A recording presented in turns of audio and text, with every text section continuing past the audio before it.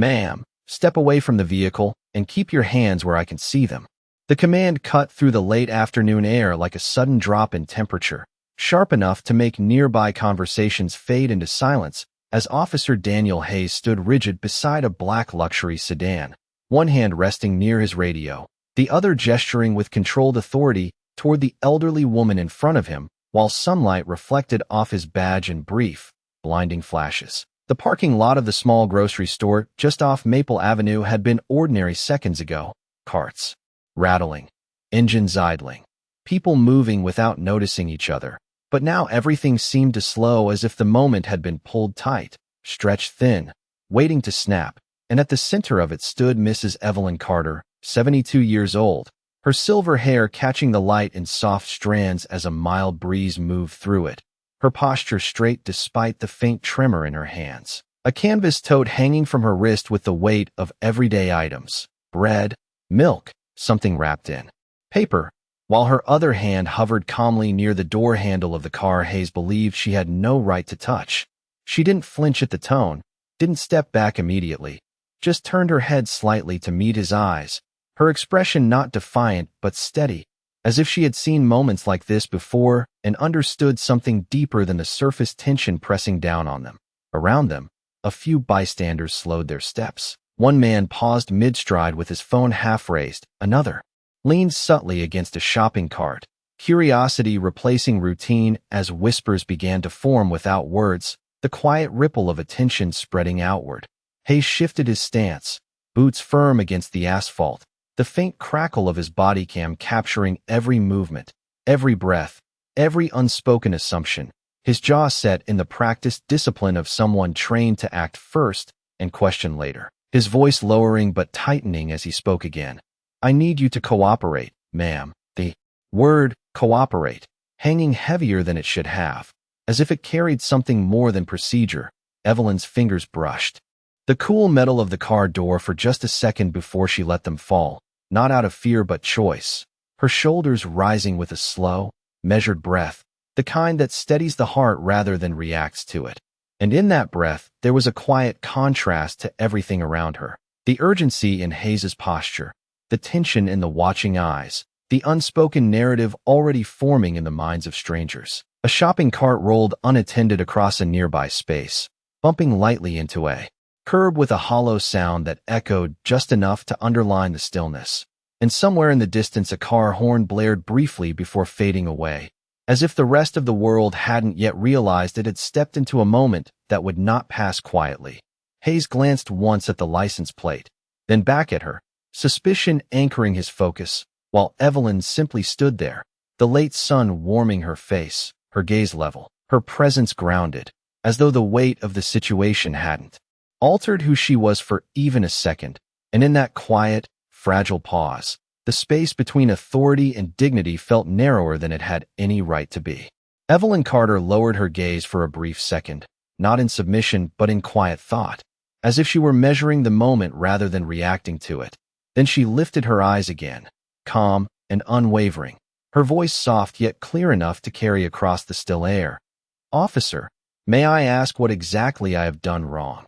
And there was no edge in her tone, no trace of anger, only a simple request for clarity that seemed almost out of place against the tension surrounding them. Hayes did not answer immediately, his fingers brushing the edge of his radio as he shifted his weight, the fabric of his uniform pulling slightly at the shoulders, his training pressing him forward while something less defined held him back for just a fraction of a second. Then he spoke, his words measured, procedural. We received a report about a suspicious individual attempting to access this vehicle. He gestured briefly toward the sedan, his eyes scanning her face as if expecting a reaction that did not come, and that absence of reaction unsettled him more than resistance would have. Evelyn glanced at the car, then back at him, her brow softening in quiet understanding. Not surprise, not indignation, just recognition of the assumption that had been made before she ever spoke, and she adjusted the strap of her tote slightly on her wrist, the paper inside rustling faintly, grounding her in something ordinary while everything else felt increasingly fragile. Across the lot, a woman in a denim jacket leaned closer to her companion, whispering something under her breath, while another man tilted his phone just enough to keep the scene in frame without drawing attention to himself. The subtle shift from observer to witness happening in real time, and the faint hum of an idling pickup truck filled the background like a low, steady note beneath the moment. Hayes took a small step closer, closing the distance just enough to assert control, his shadow falling partially across Evelyn's shoes. "Do you have identification on you?" he asked, his tone firm but no longer sharp, as if he were recalibrating in response to something he could not quite name, and Evelyn's lips curved into the slightest hint of a smile, not mocking, not defensive, but knowing in a way that suggested experience rather than confrontation. She reached slowly into her tote, careful, deliberate, every movement visible, her fingers brushing past a folded receipt, a small paperback book, and a set of neatly organized envelopes before she paused, her hand resting still inside the bag as she looked back up at him. "I do," she said gently, "but I would like to understand why it is needed before I hand it over." And the words settled into the space between them with unexpected weight, shifting the balance of the interaction in a way that no raised voice ever could. Hayes blinked once, the question simple yet disarming, and for the first time since the call came through his radio, the situation felt less like a checklist and more like something unfolding in real time, something that required thought rather than reflex. While behind him the quiet murmur of the small gathering grew just a fraction louder, not chaotic, not disruptive, but present enough to remind him that this moment was no longer contained, that it existed beyond his control, captured in glances, in memory, in the small glowing screens held just out of sight. Evelyn remained still, her posture unchanged, her presence steady, as if she had anchored herself to something deeper than the asphalt beneath her feet, and the late afternoon sun dipped slightly lower, casting longer shadows that stretched across the parking lot, merging lines, softening edges, and in that shifting light, the difference between authority and assumption felt less certain than it had just moments before. Hayes felt the question linger longer than it should have, as if it had reached past procedure and touched something less defined, something he had not been trained to respond to. And for a brief moment his gaze shifted away from Evelyn Carter toward the windshield of the car, where the reflection of the sky stretched across the glass in a pale, fading blue, then back to her again, searching for something that would justify the firmness in his stance. "Because it is part of the process," he replied, though the words sounded thinner now, less certain, as if they were echoing rather than originating. Evelyn nodded once, a small, almost imperceptible motion, acknowledging the answer without fully accepting it, her hand still resting inside her tote. Unmoving, her shoulders relaxed in a way that contrasted sharply with the tension in Hayes's posture. And that contrast began to draw more attention than the situation itself, as if people were no longer watching an incident but witnessing a difference in how two individuals carried the same moment. A car door slammed somewhere behind the line of parked vehicles, the sharp sound cutting through the quiet and causing a few heads to turn before quickly returning to the scene, the gravity of it pulling focus back like a magnet, while a breeze moved across the lot again, lifting a corner of a receipt from Evelyn's bag before it settled back down. Hayes cleared his throat slightly, adjusting his stance again, his hand lowering from his radio to rest loosely at his side, a subtle shift that did not go unnoticed by the small crowd, and he spoke once more, this time slower. "Ma'am, I need to confirm that you are authorized to access this vehicle." Each word deliberate, as if he were trying to regain control not just of the situation but of the narrative forming around it. Evelyn's eyes softened, not with sympathy, but with understanding, the kind that comes from having seen patterns repeat over time, and she finally withdrew her hand from the tote, holding a small, worn leather wallet between her fingers, though she did not open it yet, instead letting it rest in her palm as she tilted her head slightly. "And if I am," she asked quietly, "what changes?" The question gentle but precise, landing in a way that shifted the air again, subtle but undeniable. Hayes inhaled, the answer obvious on paper, yet unexpectedly complicated in the moment, his training offering clear steps while his instincts hesitated, and behind him, one of the bystanders shifted closer, the faint sound of footsteps on asphalt marking the tightening circle of attention, while another person adjusted their phone, capturing the exchange without a word. The late afternoon light dipped lower, stretching shadows longer across the ground, blending the outlines of shoes, car tires, and painted lines into something less defined. And in that softening light, the clarity Hayes had felt when he first stepped out of his patrol car seemed to blur at the edges. Evelyn remained steady, her presence unchanged, the wallet still closed in her hand, her gaze level and patient, not pressing, not retreating, simply waiting. And that patience carried a quiet weight, one that did not demand but invited reflection. And for the first time since the call came through, Hayes felt the moment slow not because of control, but because something within it was asking to be seen more clearly than he had allowed himself to see before. The silence stretched just a fraction too long, long enough for the air to feel heavier, as if every second without an answer added weight to the moment. And Hayes shifted again, this time more noticeably, his hand brushing against the edge of his duty belt before falling back to his side, a small, restless motion that contrasted with Evelyn Carter's stillness, her calm not passive but grounded, like someone who had already decided who she was in this moment and would not let it be shaped by anything outside of her control.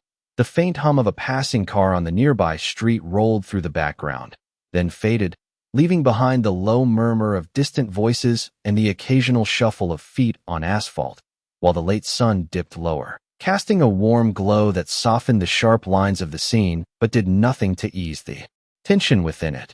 Hayes glanced briefly toward the gathering of onlookers, their presence no longer peripheral but pressing, their quiet attention forming an invisible boundary around the interaction, and he became aware of how many eyes were on him, how many interpretations were already forming, how many versions of this moment might exist beyond his own, captured in memory and in silent recordings. He turned back to Evelyn, his expression tightening slightly as he tried to reassert the structure he was used to.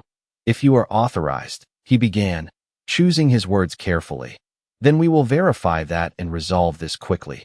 The sentence controlled, procedural, but lacking the earlier edge, as if something in him had shifted from command to explanation. Evelyn listened without interruption, her fingers lightly closing around the leather wallet in her hand, the worn edges catching the light, a quiet testament to years of use. And she gave a small nod, not in agreement, but in acknowledgement, before speaking again, her voice steady, measured. "And if I am not?" she asked, not challenging, not defensive, simply continuing the line of thought to its natural conclusion. And the question hung there, not as a threat but as a mirror, reflecting the assumptions already in motion. Hayes paused, the answer forming in his mind with clarity, yet something in the way she asked made it feel less certain, less automatic. And he inhaled slowly, aware now not just of procedure but of perception, of how each word might carry beyond its immediate function. A breeze moved across the lot once more, lifting a loose strand of Evelyn's hair and brushing it gently across her cheek before settling again, and she did not move to adjust it, her attention fixed, present, unwavering. Behind Hayes, someone shifted closer, the faint sound of rubber soles against pavement marking the tightening of the space, while another person lowered their phone slightly, no longer just recording but watching, truly watching, as if the meaning of the moment had begun to deepen beyond its surface. Hayes exhaled quietly, the sound almost lost beneath the ambient noise, and for the first time since he stepped into the scene, his posture softened, just enough to be felt rather than seen. And he looked at Evelyn not as a subject to be processed, but as a person standing in front of him, her presence steady, her patience unbroken, her questions still waiting. And in that waiting there was a shift, subtle but undeniable, as if the direction of the moment had begun to turn, not through force, not through resistance, but through something quieter, something that could not be commanded or dismissed, only recognized. Hayes felt the moment slipping from the clean structure he had relied on, like a script that no longer matched the scene unfolding in front of him. And the longer he stood there without a definitive response, the more the pressure built not from Evelyn Carter, but from everything surrounding them, the quiet attention, the stillness, the weight of being seen. And he straightened slightly, drawing in a breath as if to reclaim control. "Ma'am, I am asking you one more time to provide identification," his voice firmer now, not raised, but edged with insistence. the kind that signaled a line being drawn even if it was not fully understood. Evelyn did not react immediately, her gaze steady on his, her posture unchanged, the leather wallet still resting in her hand. And for a brief second the only sound was the faint rustle of wind moving through a nearby row of shopping carts, their metal frames clinking softly against each other like a distant echo. She nodded once, slowly, acknowledging his request, then opened the wallet with careful precision, revealing a neatly arranged set of cards, her fingers selecting one and holding it between two steady fingertips. But she did not extend it toward him right away, instead letting it rest in the space between them as she spoke, her voice calm, unhurried. "Officer, I will give you what you need," she said, her tone carrying no resistance. "But I want you to understand something first." And the words landed gently, yet with a quiet gravity that seemed to settle deeper than the situation itself. Hayes blinked, caught slightly off guard. His expectation of compliance met, but not in the way he had anticipated, and the presence of that extra sentence, that pause before action, shifted his focus again, forcing him to listen rather than simply proceed, while behind him the faint murmur of the small crowd tightened into a more attentive silence, as if the moment had reached a point where something meaningful was about to surface. Evelyn's eyes softened, not with emotion, but with clarity, the kind that came from years of witnessing patterns unfold in different forms, and she continued, her voice steady. "I have lived in this neighborhood for over 30 years." The statement simple, factual, yet carrying a weight that extended beyond the words themselves. "I have walked through this lot in the morning, in the afternoon, and sometimes late in the evening when the lights flicker and the store is almost empty." She paused briefly, not for effect, but because the memory itself seemed to pass through her. "And I have never once needed to prove that I belong here until now." The sentence settling into the air with a quiet finality that no raised voice could match. Hayes felt a subtle tightening in his chest, not from accusation, but from recognition, something in her words aligning with a part of the moment he had not fully examined. And he glanced again at the car, then back at her, the certainty that had guided him beginning to feel less absolute, while the late sun dipped lower still, casting a warm, golden hue across the scene that softened the edges but sharpened the contrast between them, between authority and presence, between assumption and reality. Evelyn finally extended the identification toward him, her hand steady, offering it without hesitation, and Hayes reached out to take it, his fingers brushing briefly against the worn edge of the card, the contact small but grounding. And as he looked down at the name printed clearly on its surface, something shifted again, subtle, but undeniable, as if the moment had crossed an invisible threshold from routine into something that would not end the way it began. Hayes held the identification card a fraction longer than necessary, his eyes scanning the printed name, the address, the expiration date, all the familiar checkpoints his training had carved into instinct. Yet something about the weight of the card in his hand felt different now, not heavier in mass, but in meaning, and the late afternoon light caught the surface just enough to reflect a faint glint into his eyes, forcing him to blink before looking again, as if clarity itself required adjustment. The name, Evelyn Carter, sat plainly in front of him, ordinary in ink yet anchored by everything she had just said, and for a brief moment the surrounding noise seemed to fall away, the distant hum of traffic, the soft shuffle of feet, even the quiet presence of the onlookers dissolving into a muted backdrop as his focus narrowed inward. He exhaled slowly, a breath he had not realized he was holding, and his shoulders dropped just slightly, not enough for most to notice, but enough to change the space between them, and he turned the card over in his hand, as if confirming something that was already clear, delaying the inevitable shift that was beginning to take shape. Evelyn stood exactly as she had before, her hands now free, resting gently at her sides, her posture unchanged, her gaze not fixed on him anymore, but slightly past him, as if she were giving him the room to arrive at his own understanding without pressure, and that absence of demand created a different kind of tension, one that did not push but waited. A soft metallic creak echoed as a shopping cart rolled a few inches in the breeze and settled again, the small sound grounding the moment in something real, something ordinary, while everything else hovered just beneath the surface of change. Hayes glanced briefly toward the car again, then back at the identification, then at Evelyn. The sequence slower now, more deliberate, as if each movement carried a question rather than an answer, and his voice, when it came, was quieter than before, stripped of its earlier edge. "Mrs. Carter," he said, the formality now carrying respect rather than distance, the words landing carefully between them. Evelyn turned her gaze back to him, her expression calm, patient, the faintest trace of something unreadable in her eyes. Not expectation, not relief, but something closer to recognition. Hayes shifted his stance once more, but this time it was not to assert control. It was to steady himself, to align with a moment that had moved beyond simple procedure, and he nodded slightly, almost to himself, as if acknowledging something internal before returning the card to her, his hand extending with a measured motion that carried more than the action itself. As she took it, their fingers did not touch this time. The space between them intentional, respectful, and the air seemed to settle in response, the tension easing not through resolution but through understanding. Behind them, one of the bystanders lowered their phone completely, the act small yet symbolic, while another shifted their weight and exhaled, the collective attention softening as the direction of the moment became clearer.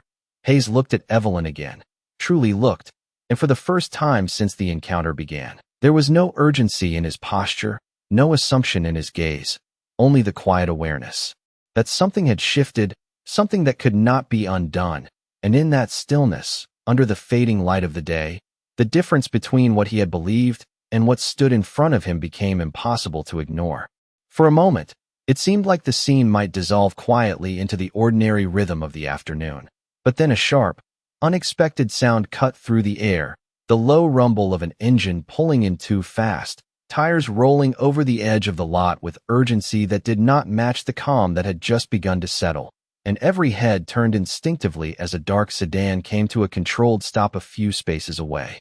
Its door opening almost immediately, a man stepped out, mid-50s, dressed in a pressed shirt with a badge clipped to his belt, not displayed outwardly but unmistakable to anyone who recognized it.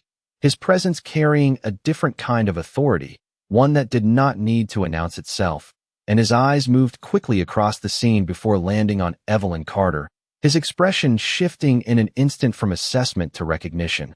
"Mrs. Carter," he called out, his voice firm but warm, cutting through the quiet with clarity that changed the atmosphere. Immediately, and Hayes turned sharply at the sound, his posture tightening again, but this time not from control, from uncertainty. The man approached with measured steps, his gaze steady, and as he drew closer, the small crowd seemed to part without being asked, creating a path that felt almost instinctive, and when he stopped beside them, he looked directly at Hayes, not confrontational, but direct. "Officer," he said, acknowledging him briefly before turning back to Evelyn. "I did not expect to see you here like this," and there was something in his tone that carried both respect and concern. Evelyn gave a small nod, her expression unchanged, her composure intact. "Good afternoon, Chief Reynolds," she replied calmly, and the name settled into the air with quiet weight, rippling outward through the gathered onlookers as recognition began to form in whispers and exchanged glances. Hayes blinked, the pieces aligning faster than he could process them, his mind catching up to what the moment had already revealed, and he straightened, his voice catching slightly before steadying. "Chief, I was responding to a report," he began, the explanation automatic, but it felt different now, less like justification and more like an attempt to understand where he stood. Chief Reynolds listened without interruption, his eyes briefly shifting to the car, then back to Evelyn, and he gave a small, knowing exhale, the kind that carried both patience and quiet realization. "This vehicle," he said, gesturing lightly, "is registered under her name." The words simple, factual, yet carrying a finality that left no room for ambiguity. The silence that followed was deeper than before, not tense, but heavy with understanding, and Hayes felt it settle over him. The clarity undeniable now, the line between assumption and reality fully drawn. Evelyn stood as she had from the beginning, steady, composed, her presence unchanged by the shift around her, and the late sunlight caught the edge of her silver hair once more, casting a soft glow that seemed almost symbolic in its stillness. Hayes lowered his gaze for a brief second, not out of instruction, but instinct, as the weight of the moment settled fully into place, and when he looked up again, nothing in the scene had moved, yet everything had changed. Hayes stood still for a moment longer than necessary, the words from Chief Reynolds echoing quietly in his mind, not loud, not forceful, but undeniable, and the realization settled in layers rather than all at once, first as a fact, then as understanding, and finally as something heavier, something personal. His shoulders dropped slightly, the rigid line of his posture softening as he looked back at Evelyn Carter. Really looked this time, not as a subject in a call, not as a name on an identification card, but as the woman who had stood calmly through every second of this moment without raising her voice, without stepping away from herself. The faint sound of a car door closing somewhere behind them marked the world continuing as usual, but within the space they occupied, everything felt paused, suspended in a quiet that demanded acknowledgement rather than avoidance. Hayes cleared his throat softly, the gesture small but necessary, and he took a half step forward, not to assert, but to close the distance that had been created by assumption. His voice, when it came measured and steady, though no longer carrying the authority it had before. "Mrs. Carter," he said, the name deliberate, respectful. "I apologize for the misunderstanding." The words simple, but they did not come easily, and that difficulty gave them weight. Evelyn listened without interruption, her expression unchanged, not cold, not warm, just present, and she gave a slight nod, acknowledging the apology without amplifying it, as if she understood that the moment was not about the words themselves, but what had led to them. Chief Reynolds remained beside them, silent now, his presence no longer corrective but observant, allowing the space to belong to Hayes and Evelyn, to let the resolution unfold without interference. Hayes continued, his gaze steady. "I should have approached this differently," he added, the sentence quieter, more reflective, and for a brief second his eyes flickered downward before returning to meet hers. The admission subtle but real. Evelyn shifted her tote slightly on her wrist, the soft rustle of paper inside breaking the stillness just enough to ground the moment, and she spoke, her voice calm, even. "We all make decisions in the moment, officer," she said, her tone not dismissive, not forgiving in the conventional sense, but honest. "What matters is whether we are willing to see them clearly afterward." And the words settled gently, without force. Yet they carried a clarity that lingered longer than any raised voice could. Hayes nodded once, slowly, absorbing the meaning rather than reacting to it, and the small crowd around them began to loosen, the tension that had held them in place easing as the direction of the moment became clear, a few people lowering their phones completely, others turning away quietly, the need to witness giving way to the understanding that the moment had already said what it needed to say. The sunlight dipped lower, casting a warm, golden tone across the pavement, softening the edges of everything it touched. And in that light, the distance between Hayes and Evelyn no longer felt like a line drawn by authority, but a space bridged by recognition. Hayes stepped back slightly, creating room not out of command, but respect, and Evelyn gave another small nod before turning toward the car, her movements unhurried, steady, as if the moment had passed through her without leaving disruption behind. Only a quiet reaffirmation of something she had always known. And as Hayes watched her, the weight of what had almost happened, and what had instead unfolded, settled fully into place, not as a lesson spoken aloud, but as something he would carry forward, long after the parking lot returned to its ordinary rhythm. Evelyn Carter opened the car door with a smooth, familiar motion, the soft click of the handle blending into the quiet hum of the late afternoon, and for a brief moment, she paused before stepping inside, her hand resting lightly on the edge of the door, as if acknowledging the space she was leaving behind, not as something heavy, but as something complete. The golden lights stretched across the parking lot, reflecting gently off the windshield and casting long, quiet shadows that moved slowly with the fading sun, and in that light, everything felt softer, less defined, as though the sharp edges of the earlier tension had dissolved into something more reflective.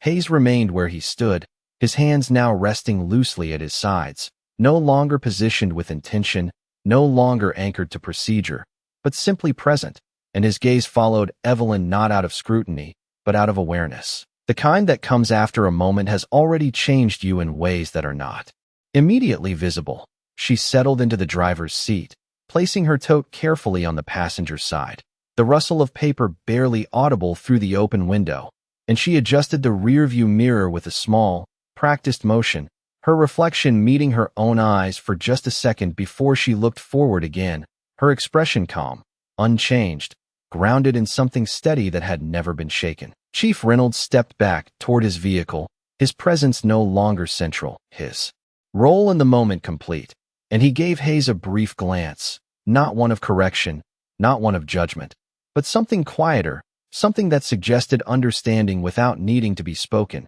Before he turned and walked away, his footsteps measured, unhurried. Around them, the small crowd had fully dispersed now, the parking lot returning to its ordinary rhythm, carts moving, engines starting, conversations resuming, as if the moment that had just unfolded had folded itself back into the fabric of the day without leaving visible trace. Yet something in the air still felt different, like a quiet echo that had not fully faded. Hayes exhaled slowly, the breath deeper than before, and he glanced down, briefly at the ground, the faint outline of his own shadow stretching longer across the pavement, merging with the lines painted on the asphalt. And for a second he simply stood there, not moving, not thinking in structured steps, but feeling the weight of what had passed, not as regret alone, but as recognition, as awareness, as something that would remain long after the details blurred. The engine of Evelyn's car started softly, a low, steady sound that carried through the quiet space between them, and she eased the vehicle into motion with controlled ease, the tires rolling gently over the pavement as she guided it toward the exit of the lot, her movements smooth, unhurried, as if there was no need to rush away from something that had already been resolved. Hayes lifted his gaze again as the car passed in front of him, and for a brief moment, through the glass, their eyes met once more, not as officer and subject, not as authority and assumption, but simply as two people who had shared a moment that neither of them would forget. And then the car moved on, turning out onto the street and blending into the flow of traffic, becoming part of the world beyond the lot. The sunlight dipped lower still, casting the final stretch of warmth across the scene before beginning to fade, and Hayes remained where he was for just a second longer, listening to the quiet, feeling the stillness settle, before he finally turned back toward his patrol car, his steps slower than before, not because he had lost direction, but because something within him had shifted, something subtle, something lasting, something that did not need to be spoken to be understood.